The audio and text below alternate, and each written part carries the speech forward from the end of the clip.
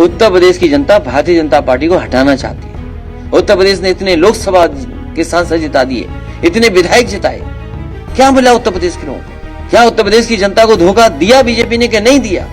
21,56,262 ये जो नई वोटर लिस्ट बन रही है, जो नए वोटर बने हैं, उसकी संख्या है 21,56,262 और मतदाता सूची में काटे गए नामों की संख्या है 16,42,756।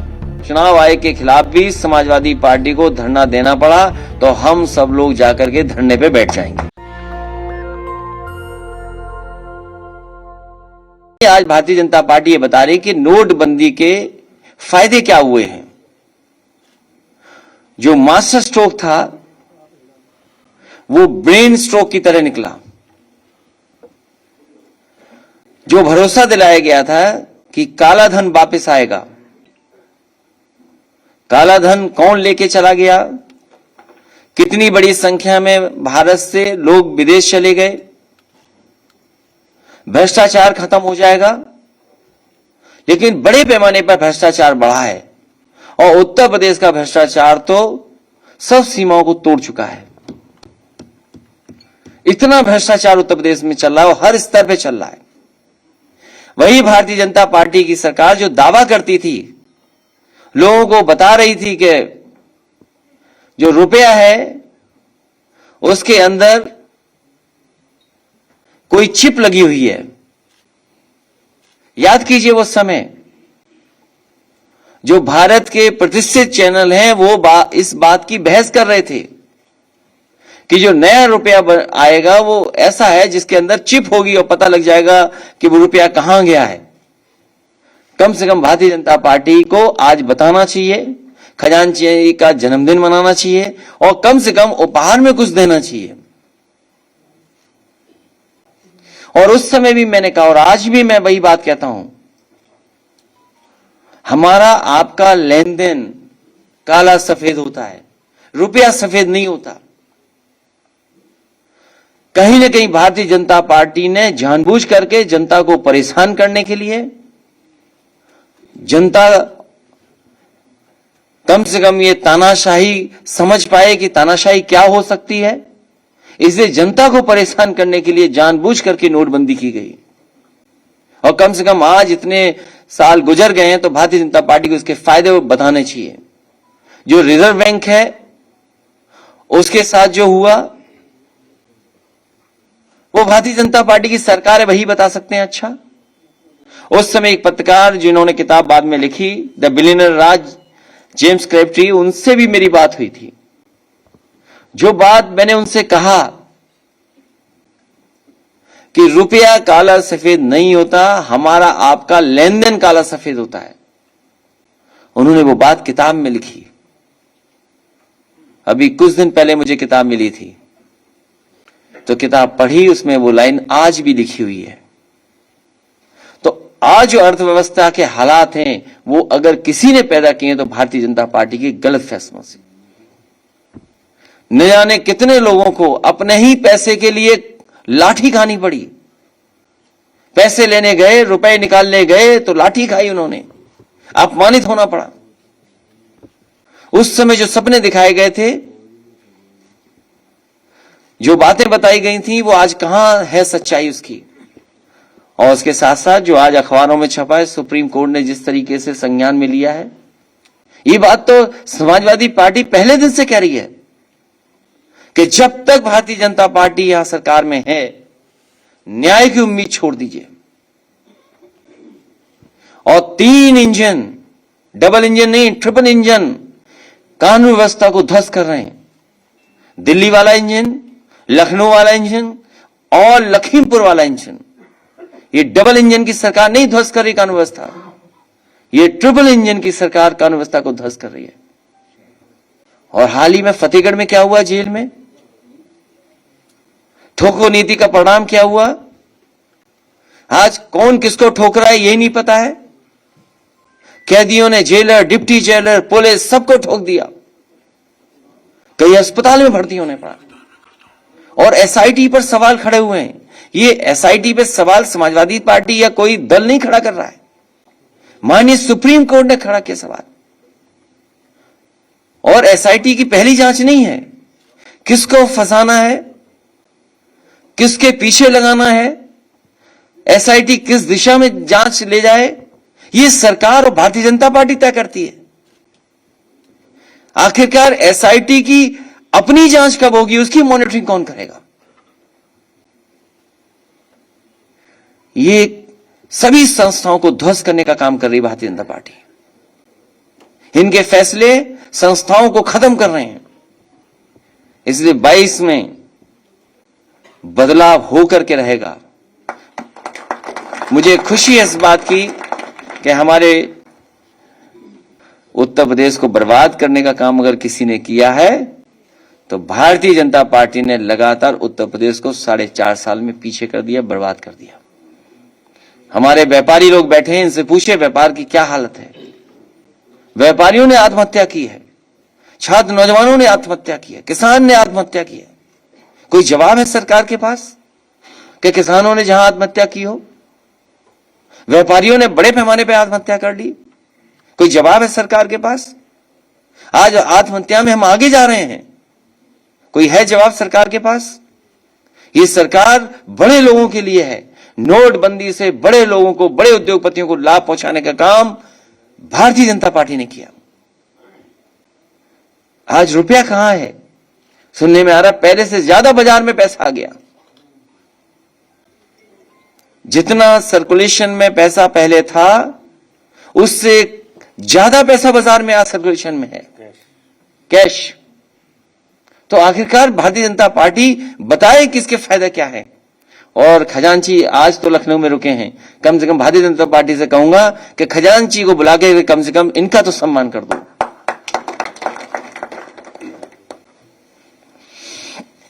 इन्हीं शब्दों के साथ जिन्होंने खजांची को उपहार के रूप में कुछ न कुछ सहयोग किया है, मैं उन सभी लोगों का बहुत बहुत धन्यवाद देना चाहता हूं। और खजांची है इसलिए वो समझता है पैसा कहां है। एक हमारे विधायक धरने पर हैं, हमारी अपील है उनसे कि जो सरकार बहरी हो और अंधी भी हो गई हो, उसके खिलाफ क्यों लड़ते हो? वो भी भूख हड़ताल में बैठे हो।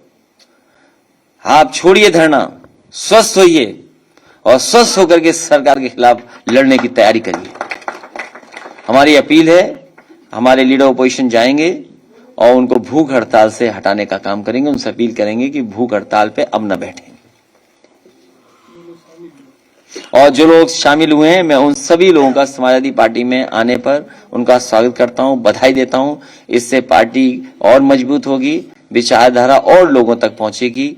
हमें भरोसा है कि समाजवादी पार्टी को मजबूत बनाने के लिए लगातार आप जनता को जोड़ने का काम करेंगे। ठीक है।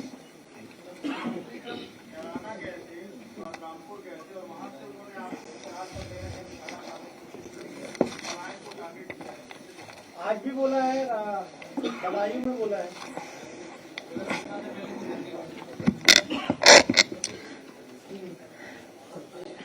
उत्तर प्रदेश में बड़े पैमाने पर किसानों ने आत्महत्या की है। भारतीय जनता पार्टी के पास क्या जवाब है? भारतीय जनता पार्टी ये भी बताए, और खासकर मुख्यमंत्री जी ये बताएं जो बड़े बड़े होर्डिंग लगा रखे हैं दिल्ली में, कि आपने इतने बड़े पैमाने पर बेरोजगारी फैलाई है, कितनों को नौकरी आपने दी है। लॉकडाउन से, और जिस तरीके से लॉकडाउन किया गया, न जाने कितने मजदूरों को अपमानित होना पड़ा, जान चली गई। उसके लिए सरकार क्या कर रही है? भारतीय जनता पार्टी को अपनी उपलब्धियां बतानी चाहिए कि उन्होंने 4.5 साल में क्या काम किया है। अखिलेश जी, प्रधानमंत्री मोदी के उत्तर प्रदेश में दौरे बढ़ गए हैं। 16 प्रधानमंत्री मोदी के उत्तर प्रदेश में दौरे बढ़ गए। और हो सकता है ये अंग्रेजी में छपा हो, ये अंग्रेजी टाइम्स ऑफ इंडिया है, हो सकता है मुख्यमंत्री जी ने पढ़ा हो। हो सकता है उन्होंने पढ़ा हो। नहीं, सवाल अंग्रेजी, उनका नाम भी तो पार्टी का अंग्रेजी है ना, भारतीय जनता पार्टी। पार्टी अंग्रेजी शब्द है, तो इतनी तो अंग्रेजी आती होगी उन्हें। जो और सवाल हमसे पूछ रहे हैं, पीछे मुड़ करके देखते हैं। एक तो मुगल काल की बात कर रहे थे, मुगल थे 2017 तक बता रहे थे कोई। कभी उस पर भी तो चर्चा करो आप लोग। उस पर करोगे तो हो सकता है झूठे मुकदमे लग के SIT से जांच कर करके जेल भेज दिया जाए आपको। उस पर नहीं पूछेंगे आप। सुप्रीम कोर्ट कह रहा है कि लखीमपुर में बचाने की कोशिश हो रही है, और माननीय सुप्रीम कोर्ट ने पहली बार नहीं कहा है। सुप्रीम कोर्ट कई बार सवाल खड़ा कर चुका है कानून व्यवस्था पे उत्तर प्रदेश की। हाई कोर्ट कई बार उंगली उठा चुका है कि आखिरकार कैसी कानून व्यवस्था है उत्तर प्रदेश में। और फिर प्रीवियस गवर्नमेंट्स जो थी वो क्रिमिनल पॉलिटिक्स में थी। कौन मुख्यमंत्री जी बोल रहे हैं? किस मुख्यमंत्री जी का स्टेटमेंट है? जिनके ऊपर क्या धाराएं थी, और जिसने पलायन का सवाल पूछा है वो पत्रकार साथी कम से कम मुख्यमंत्री जी की वो धाराएं दिखाए, धाराएं जनता को बताए कि जिन धाराओं को उन्होंने खुद वापस ले लिया, आखिरकार मुख्यमंत्री जी में कौन सी धाराएं थी। तो दो बड़ी चीजें हैं, ये मुख्यमंत्री जी खुद सोचे। सुप्रीम कोर्ट क्या कह रहा है, SIT पे क्या प्रश्न लग रहे हैं। आशीष मिश्रा की राइफल, अखिलेश जी, आशीष मिश्रा की राइफल जांच के लिए भेजी गई थी, उससे फायरिंग की बात सामने आई है। नया तथ्य है कहां पे? रिपोर्ट में आ गया है कि फायर हुआ था। सुप्रीम कोर्ट जो कह रहा है, अब तो सुप्रीम कोर्ट का कहना मानना पड़ेगा ना, कि दूसरे जैसे मॉनिटरिंग हो जांच की। जब माननीय सुप्रीम कोर्ट ये कह रहे हैं तो सरकार को मानना चाहिए। और ये सरकार ऐसी है जो किसी का नहीं मानती है। कानपुर मेट्रो का ट्रायल रन मुख्यमंत्री जी करने जा रहे हैं। कम से कम अपना काम कुछ तो बताएं मुख्यमंत्री जी। मुख्यमंत्री जी अपना कोई काम तो बताएं। 4.5 साल हो गया है, कम से कम जो काम उन्होंने खुद किया हो, खुद शिलान्यास किया हो, और उसको जनता के लिए डिलीवर किया हो, तो वो अपना काम तो बताएं कोई। जब सुप्रीम कोर्ट क्या कह रहा है, जब सुप्रीम कोर्ट ने क्या कह दिया इतने बड़े मामले को लेकर के, कि आखिरकार किसको बचा रही है सरकार और किसके लिए SIT बनी है। और गृह राज्य मंत्री का अभी भी इस्तीफा नहीं, और वो मंच पर जहां देश के गृह मंत्री हो, मुख्यमंत्री हो, पूरी सरकार हो, क्या उम्मीद करोगे न्याय मिलेगा उन किसानों को, जिन किसानों को टायर से रौंद दिया गया, उनकी जान ले ली गई हो, कुचल दिया गया हो। अपने खानदान के पास चले जाए मुख्यमंत्री जी, उत्तर प्रदेश का भला हो जाएगा। कम से कम मुख्यमंत्री जी को यह भाषा नहीं बोलनी चाहिए। और पहली बार नहीं बोलने, वो कई बार बोल चुके हैं खानदान। अब किसे खानदान याद आएगा? किसको माँ बाप याद आते हैं आखिरी में? किसको याद आते हैं? तो अब ये मुख्यमंत्री जी जाने वाले हैं। समाजवादी पार्टी उत्तर प्रदेश को विकास के रास्ते पे ले जाना चाहती है, क्योंकि भारतीय जनता पार्टी ने विकास नहीं किया है, इसलिए जानबूझ करके कुछ न कुछ मुद्दे भारतीय जनता पार्टी उठाती रहेगी। दे आर मास्टर्स प्रोपेगेंडा में। एक झूठ बोला जाता है ऊपर से, वही झूठ चलता है पूरा आखिरी तक। क्या भारतीय जनता पार्टी को नहीं पता कि किसानों को खाद नहीं मिल पा रही है? क्या भारतीय जनता पार्टी को नहीं पता कि किसानों को DAP नहीं मिल पा रही? पूरे उत्तर प्रदेश में धान की लूट हो रही है। बताए भारतीय जनता पार्टी के लोग धान की कीमत दे पा रहेंगे कि नहीं दे पाएंगे? अभी भी किसानों का गन्ना का बकाया है पैसा। ये जो महंगाई हो गई, इसका क्या जवाब है भारतीय जनता पार्टी पर? इतने बड़े पैमाने पे बेरोजगारी, नौकरी नहीं, जो सरकारी संपत्तियां थीं वो बेच दी गई। भारतीय जनता पार्टी ने गरीबों का नोट लिया, अमीरों से नोट, और सरकारी संपत्तियों पे चोट पहुंचा दी। क्या सरकारी संपत्तियां नहीं बिक रही साहब? क्या जवाब है सरकार के पास? कह नहीं रहा हूं, ये समाजवादी प्रोजेक्ट्स हैं। आप कह सकते हो कि पूर्वांचल एक्सप्रेस बीजेपी का है, समाजवादी सरकार का। हां, बीजेपी ने बिगाड़ दिया। कोई अच्छी चीज दे दोगे मुख्यमंत्री जी को, वो बिगाड़ देंगे। कोई अच्छी चीज अगर दे दोगे उनके हाथ में तो बिगाड़ देंगे। उत्तर प्रदेश को विकास के रास्ते पे ले जाएंगे। नोटबंदी पर मैं तो इतना ही कहूंगा कि भारतीय जनता पार्टी को खजांची को बुला करके सम्मान करना चाहिए। उत्तर प्रदेश की जनता समाजवादियों को दोबारा सरकार में लाना चाहती है और जगह जगह रैली रैली में आपको इसी तरह के लगातार नारे जोड़ने वाले दिखाई देंगे। अच्छा, ये बताइए आप, इटावा का जेल का उद्घाटन हुआ, इटावा वालों में जेल में तो बंद नहीं किया किसी को, जेल तो उद्घाटन हुई ना, तो गोरखपुर जाएंगे तो गोरखपुर में कौन धारा लग जाएंगी? गोरखपुर उत्तर प्रदेश से बाहर है क्या? भारतीय जनता पार्टी ने अपना संकल्प पत्र नहीं पढ़ा जो जनता के बीच में रखा उन्होंने, उस संकल्प पत्र को नहीं पूरा किया इन्होंने।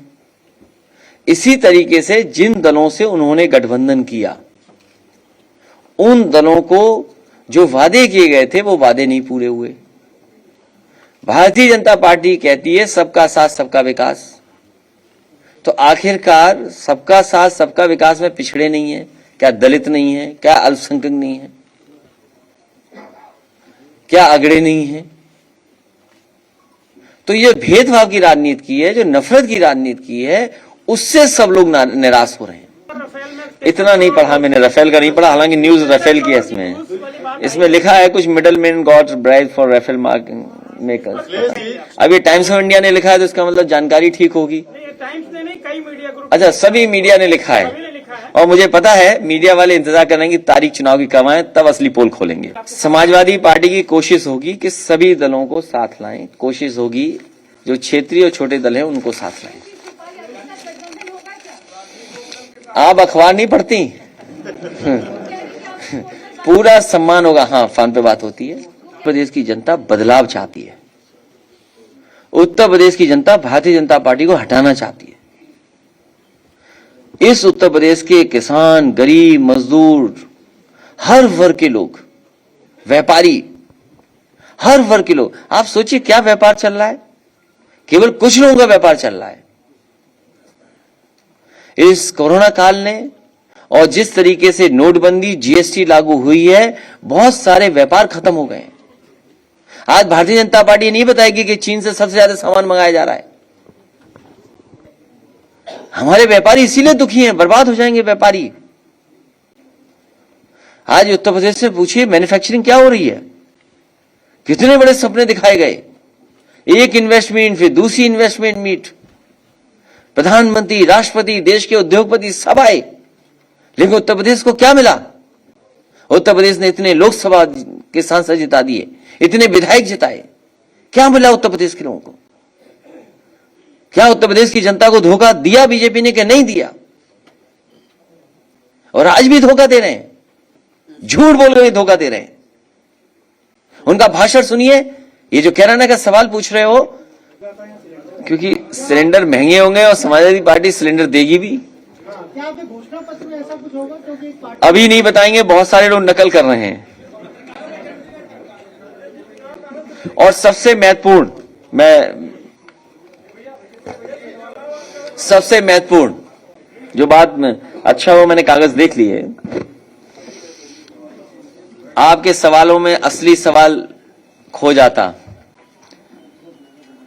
जो मतदाता सूची का प्रकाशन हुआ है उसमें जोड़े गए नाम हैं 21,56,262। ये जो नई वोटर लिस्ट बन रही है, जो नए वोटर बने हैं, उसकी संख्या है 21,56,262 और मतदाता सूची में काटे गए नामों की संख्या है 16,42,756। और होता यह है कि जो नाम काटे जाते हैं, जो नाम जुड़ते हैं, प्रकाशन के बाद वो सूची जारी होती है। इस बार चुनाव आयोग पता नहीं क्यों, किसके दबाव में इस प्रकाशन को नहीं कर रहा, सूची को जारी नहीं कर रहा। अगर हम ऑब्जेक्शन करना चाहें, हम नाम जुड़वाना चाहें एज ए पॉलिटिकल पार्टी, तो हम पे कोई जानकारी नहीं है। इसलिए शिकायत की है और अगर जरूरत पड़ी तो समाजवादी पार्टी चुनाव आयोग के खिलाफ भी धरना देगी। लोकसभा चुनाव में 2019 तक मतदाता सूची में जोड़े गए नाम, काटे गए नाम की सूची राजनीतिक दलों को दी गई थी। लोकसभा चुनाव 2019 तक मतदाता सूची में जोड़े गए नाम, काटे गए नाम की सूची राजनीतिक दलों को दी जाती थी। लेकिन इस बार क्यों नहीं दी जा रही है?